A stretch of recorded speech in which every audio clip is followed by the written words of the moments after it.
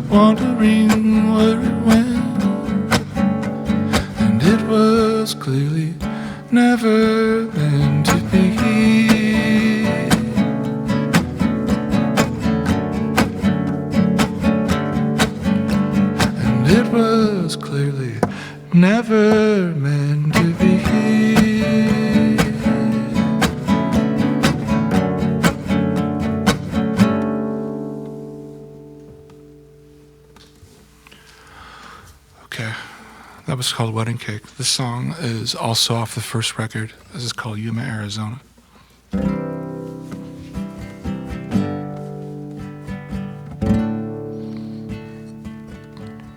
Let's see.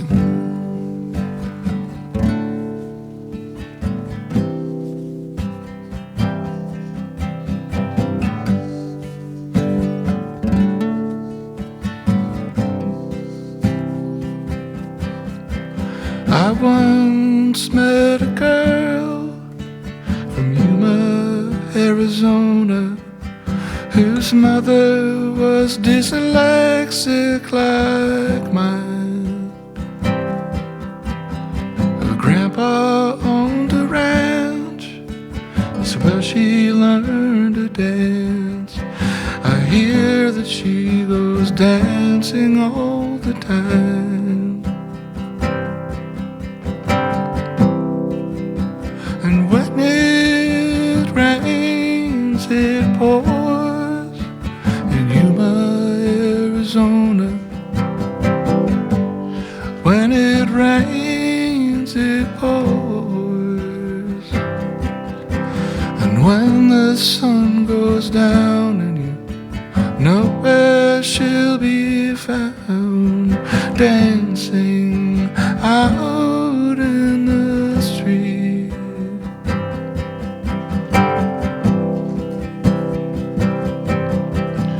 She met a boy, he worked as a waiter down at the local 5 and dime.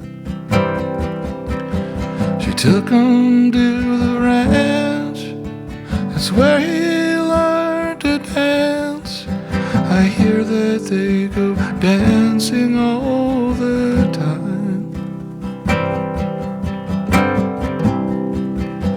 And when it rains, it pours in Yuma, Arizona. When it rains, it pours. And when the sun goes down and you know where they'll be found, dancing out in the street. And when it rains, it pours in Yuma, Arizona. And when it rains, it pours. And when the sun goes down and you know where I'll be found, dancing out in the street.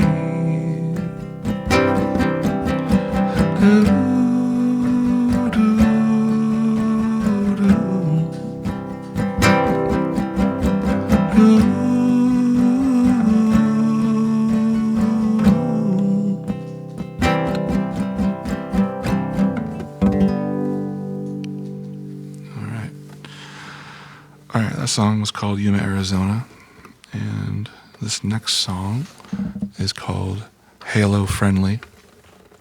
And originally, this is a duet. I sang the duet on my first album, and with my sister Maria. And yeah, that's how it goes.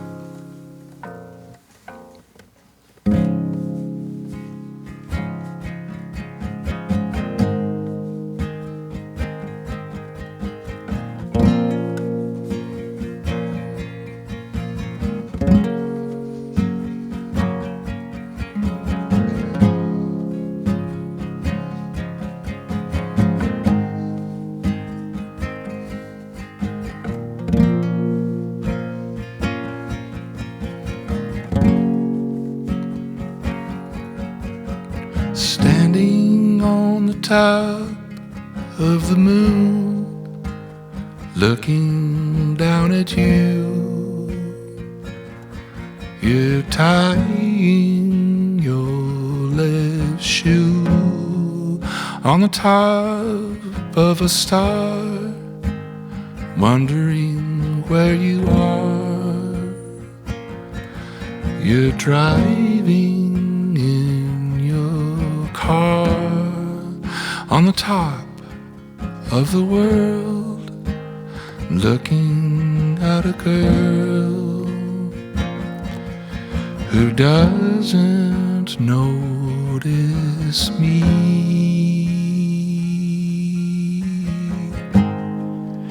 I'm halo friendly.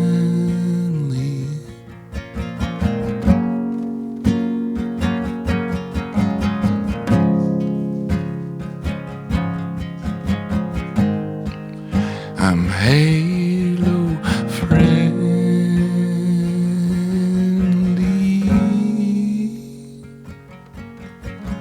Standing on the top of the world, looking at the girl who'll someday notice me on the top of a star. You're standing in the yard. You're lonely me on the top of the moon, longing to be with you. If only you had wings,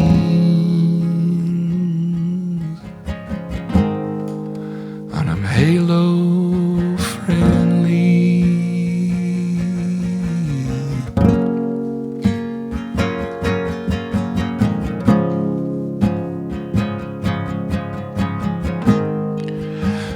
I'm halo friendly.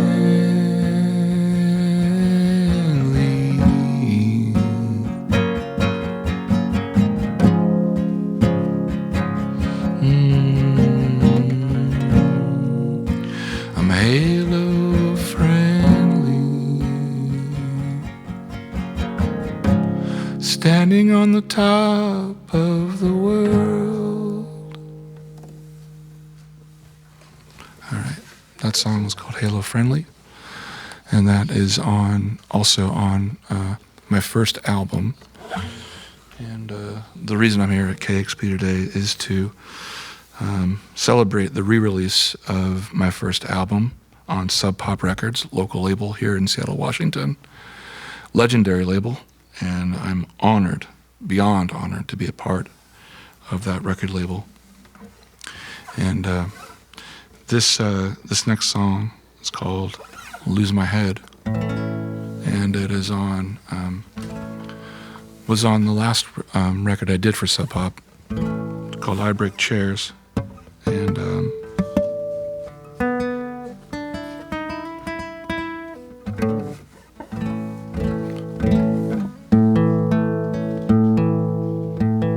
okay, all right, it's called Lose My Head.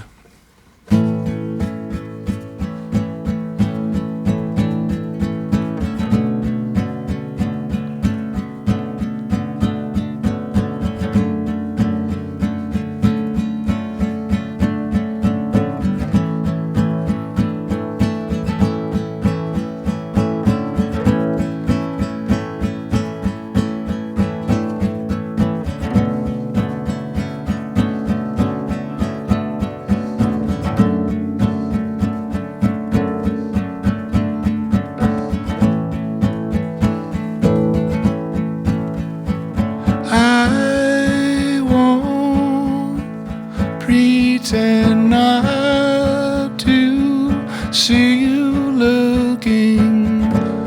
I smile and I walk the other way.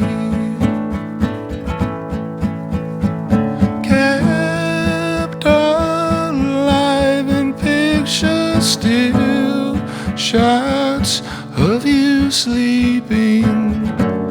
I play the movies in my mind,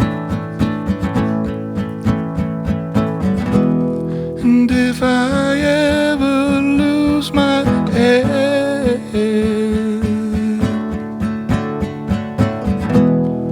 don't ever let me lose my head.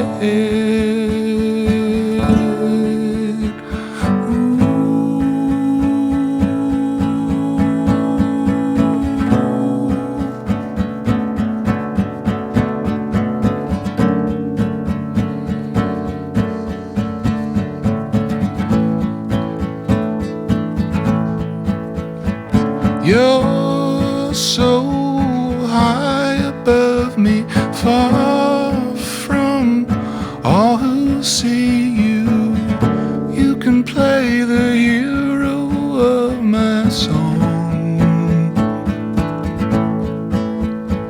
This is my blue one that will make you happy, so call in another round of cheer.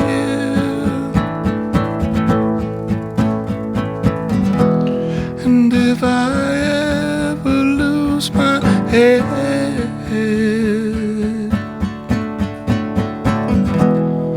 don't ever let me lose my head.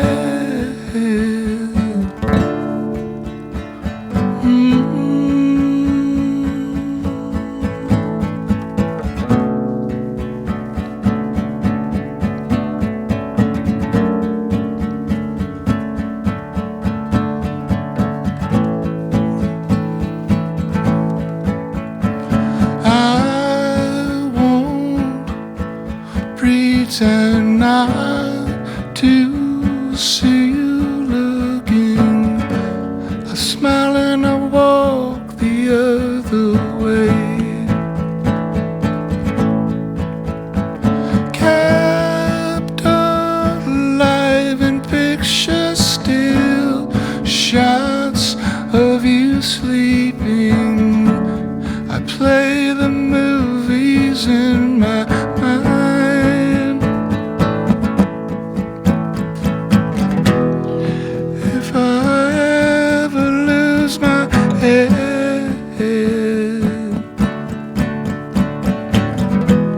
oh, never let me lose my head. And if I ever lose my head,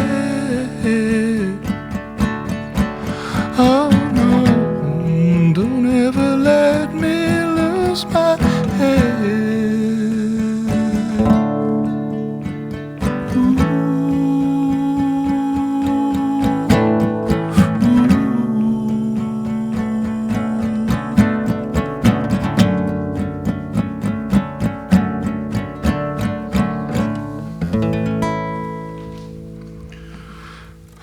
Okay. That song was called Lose My Head. It's my record called I Break Chairs. That's on the Sub Pop record label. And this next song, it's the last song I have for you guys out there in Radio Land. This is a song called Ohio. And I was telling a live audience recently that the song is actually not about Ohio. It's about New York. It's true.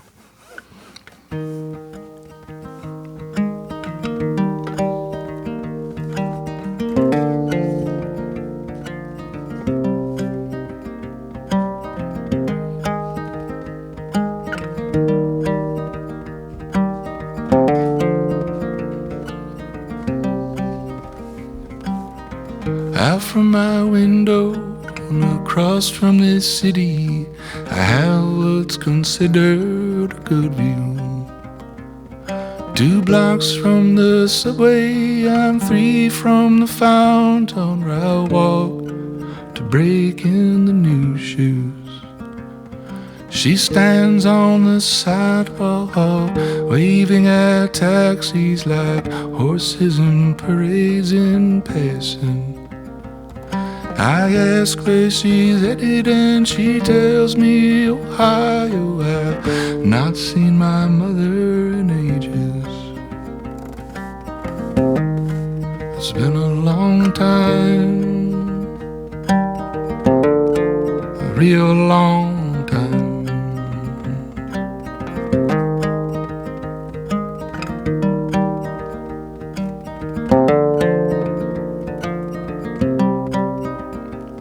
So out from my window, how far is Ohio? She laughed and she pointed out east. She said, I grew up there with my dear mother, and I haven't seen her since 13.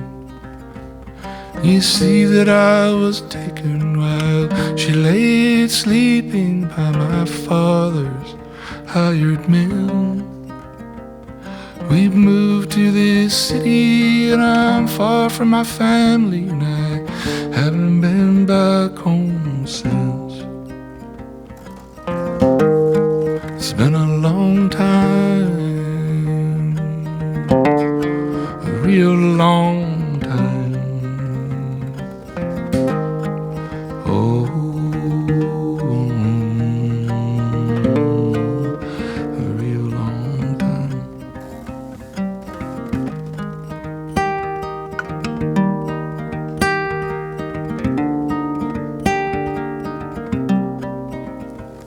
So out from my window, please hear me, Ohio. Your daughter wants to come home. She longs to be with you, to hug you and kiss you, to never leave her alone.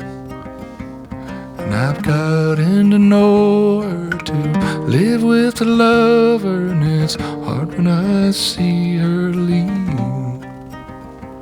She belongs to her mother and the state of Ohio.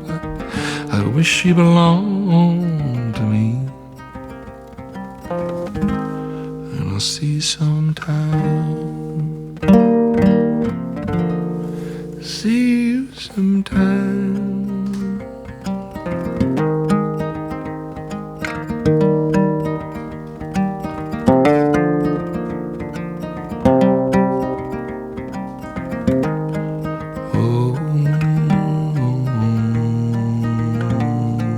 See you sometime.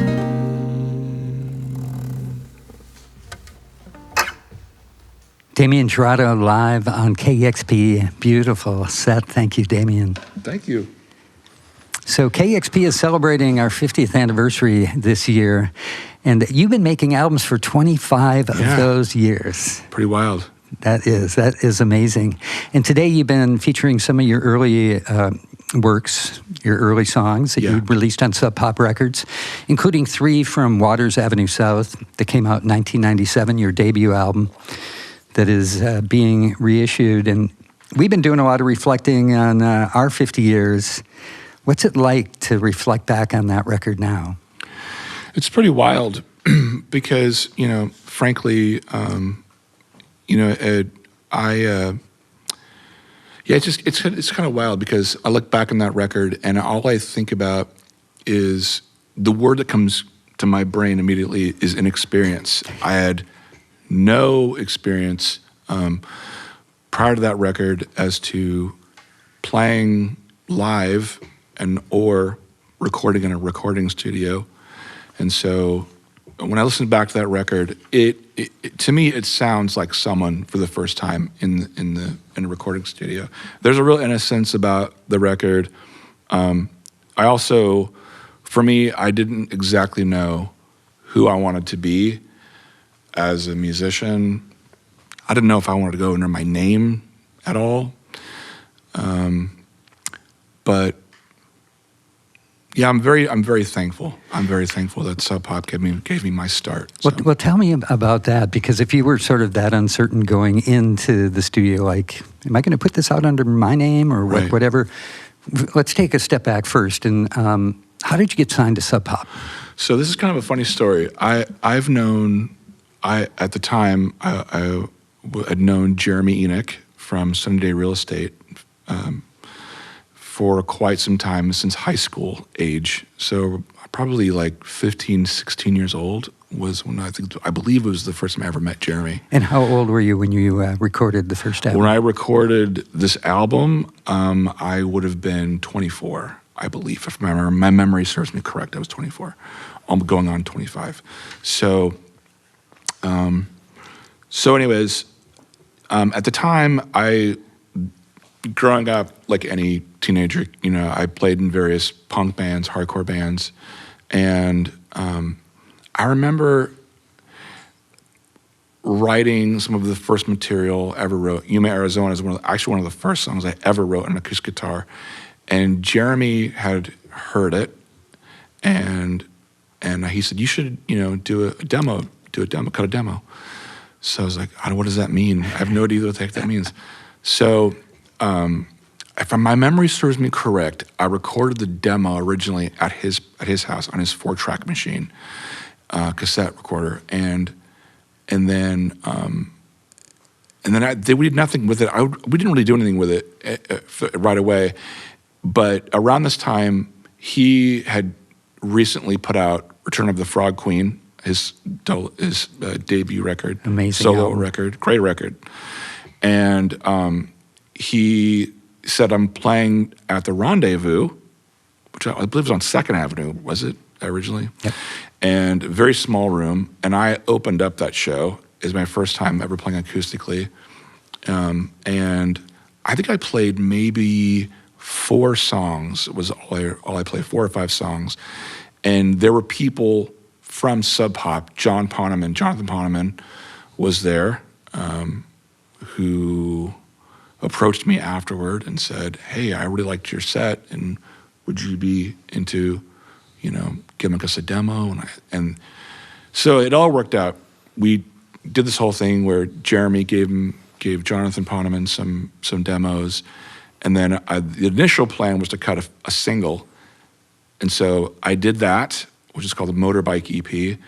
That came out, I believe, in '95, and then I believe before that had even come out, Sub Pop had decided to sign me to a contract, and I just thought, when they asked me to do the single, I thought, oh yeah, this will be kind of fun. I didn't think anything of it really. This would be kind of fun. And when they signed me to the contract, they're talking about doing a full-length record. I was just like, oh man, this is really weird, because I had no plans on being a musician at all. My love and passion was for visual art. Music at that point was just something as a hobby I did for fun.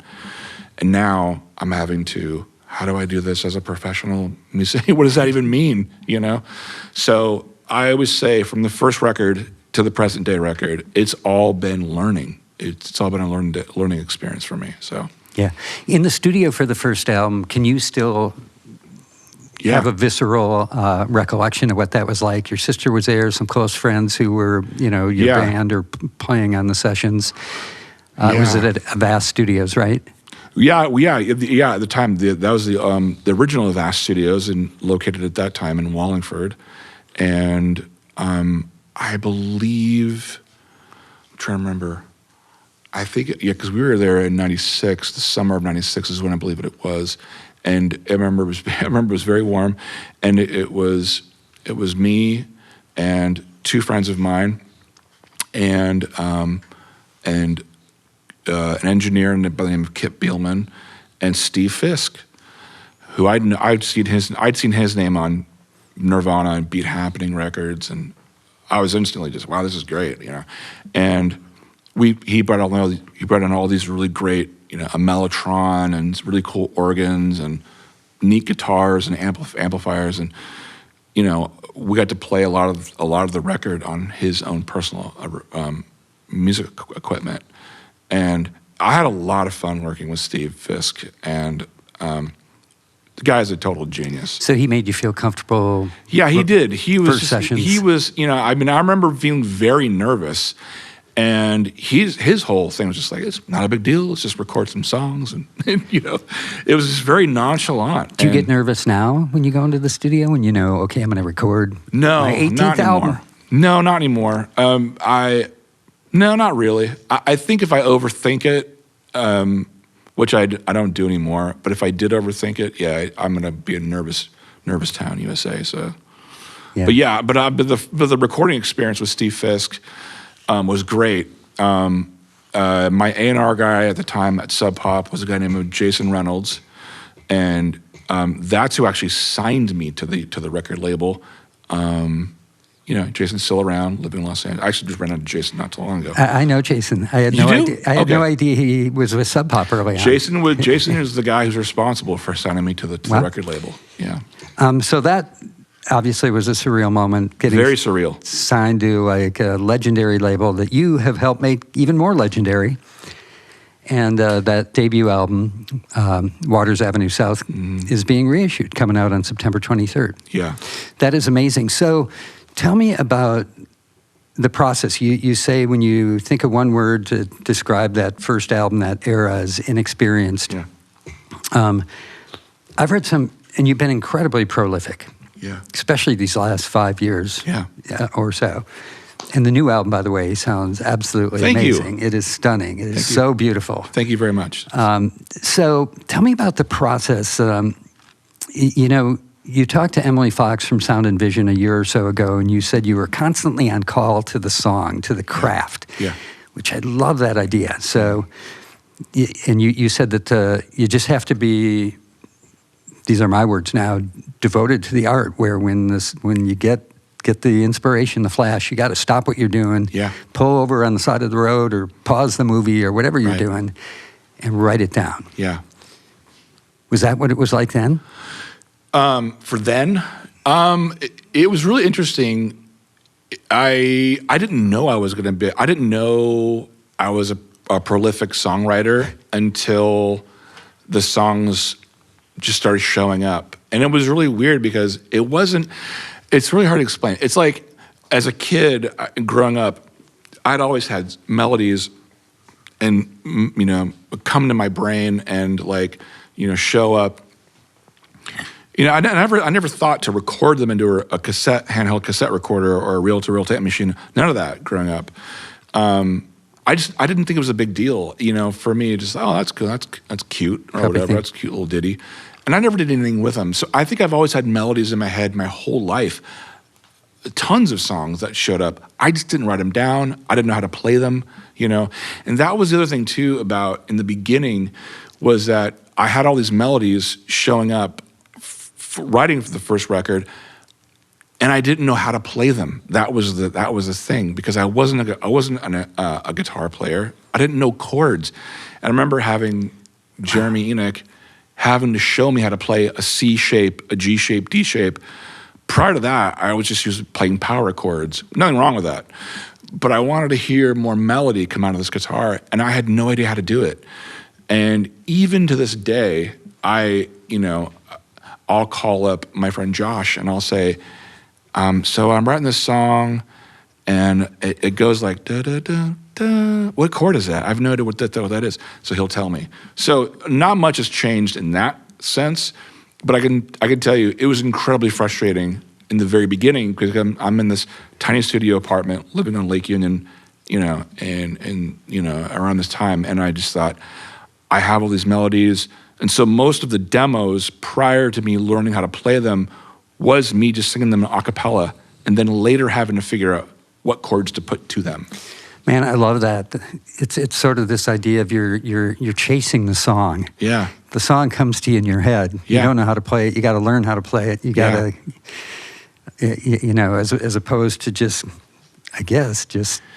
Yeah, I didn't want to, but I'm a very impatient person when it comes to figuring it out. I'm not into figuring it out. I just want someone to say, oh, that melody you're singing, okay, that's going to be G, D, D minor 7, whatever it is. And then I'll write it down and then I'll learn how to play those chords, so.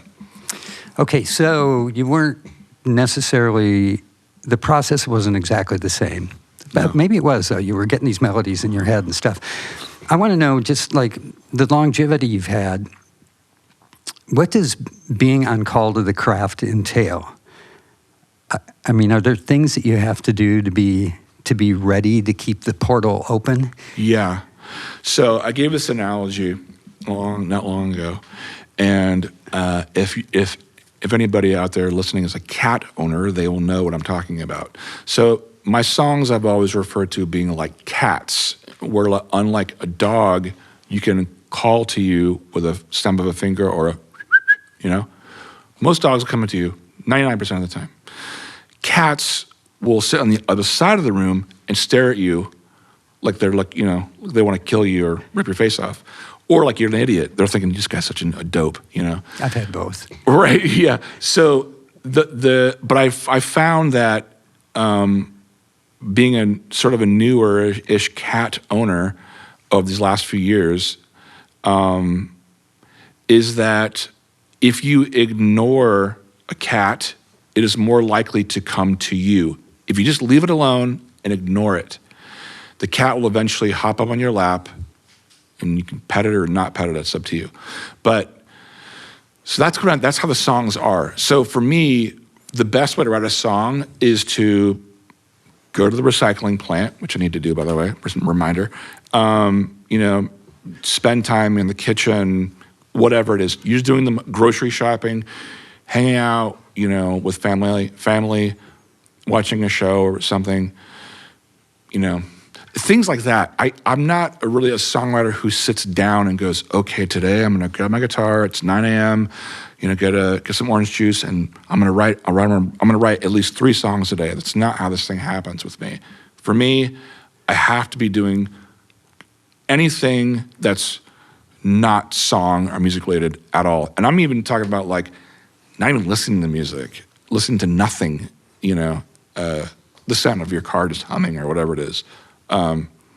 Things like that. And as long as I'm not paying attention to it, it will show up. Yeah, that's a cool concept. Yeah. You can't Leave it alone force is it. what I say. Don't try. Yeah, don't force it. If you force it, it's not going to come out. It's not going to happen, yeah. Have there ever been times when you have forced it? Yes, I have. So I have two songs that are like this. One appeared on an AMC show about zombies. You know what that show is. And can I say the name of the show? Is it okay? The Walking Dead. Okay. Yeah, that's fantastic. I was asked to do the Walking Dead AMC show and I write an original song, but they needed it by the end of the day. And I was like, oh my gosh. Okay, so challenge. That's a pretty big ask. Challenge accepted. Okay, boom. And then the same thing happened for a song I have called Cola, where a soda pop company reached me about doing a song, which is called Cola, and I had to write this sentimental, simple song in under a minute long, and I did it, and it was rejected, so I put it on an album of mine.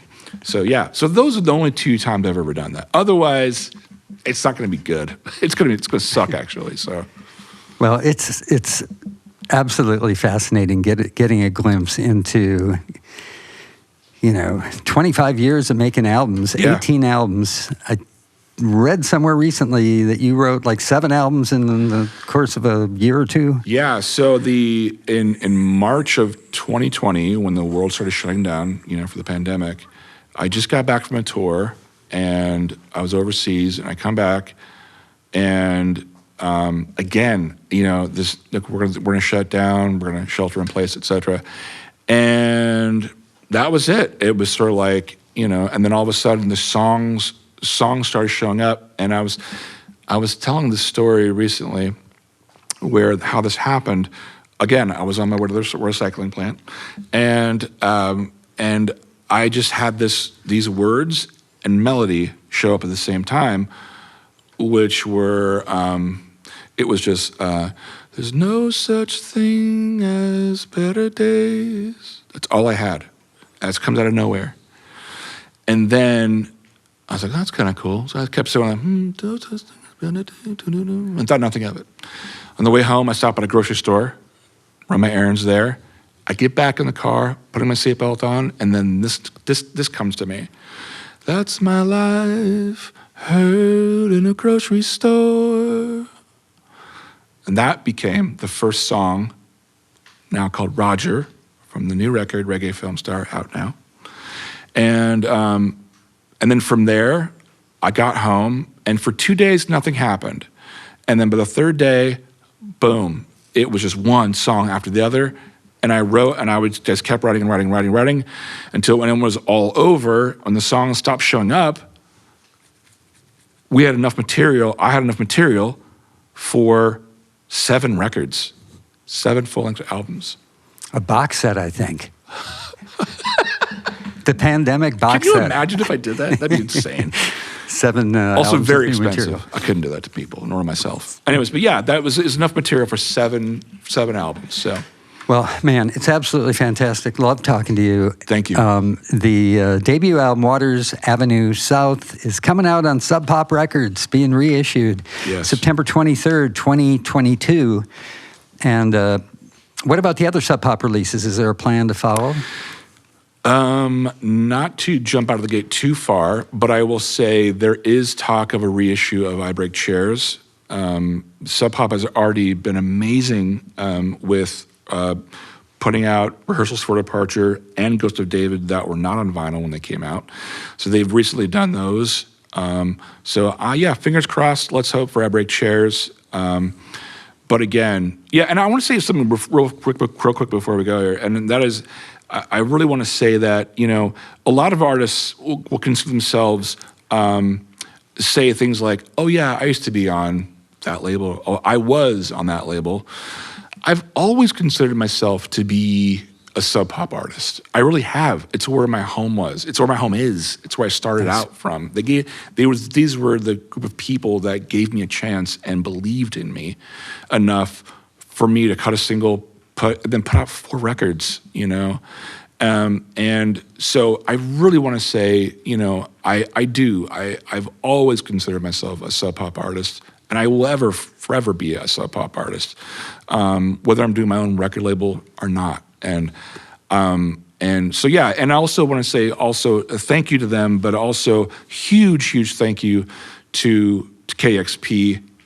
I've been my 25th year of doing this, and I cannot thank you guys enough. You've been so supportive, starting out with KCMU, with John Richards in a very tiny sound booth, to now. Look where you guys are at. This is incredible.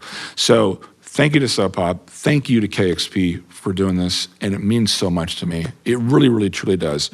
So there you go. Well, thank you. We feel the same way. One, Sub Pop is amazing. Yeah. Incredible people at Sub Pop. And Damien, we love you. Thank you for making awesome music and still making incredible music. And to all the aspiring songwriters out there, go to the recycling place more often. Yes. It's Damien Jurado live on KEXP. Huge thanks to everybody listening and watching and for supporting KEXP. Subscribe to our YouTube channel so you get notifications when we launch new videos, exclusive sessions. That happens often. And if you're not a donor, please donate to KEXP. You can do it at kexp.org. Gifts of all sizes make a huge difference. And it's what makes live sessions like today's session with Damien Jurado possible. Very cool. Damien, thank you again. Thank you. It's KEXP Seattle. Discover new music at listener-powered KEXP.org.